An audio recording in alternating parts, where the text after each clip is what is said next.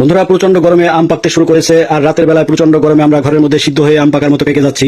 সেই সমাধান লক্ষ্যে আমরা অল্প খরচে নিয়ে এলাম আপনাদের জন্য 5-in-1 IPS। দুটি কোয়ালিটি রয়েছে, 2000 ওয়াট এবং 3000 ওয়াট।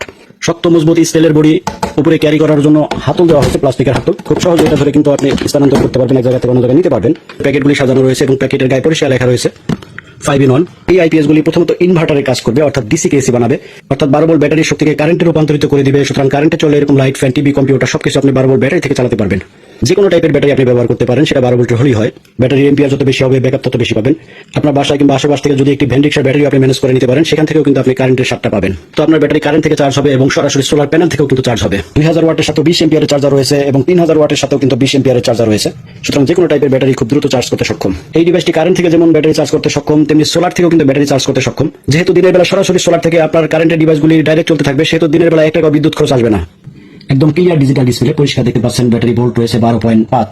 তো বন্ধুরা, আইপিএস ব্যাটারি কিংবা সোলার প্যানেল যেটাই প্রয়োজন হোক, বাংলাদেশের যে কোনো জায়গা থেকে আপনি নক দিতে পারেন। নামমাত্র মূল্য অ্যাডভান্স করবেন, বাকি টাকা এবং কুরিয়ার খরচ আপনার জেলায় প্রোডাক্ট হাতে পেয়ে সেখানে পরিশোধ করে দিলেই চলবে।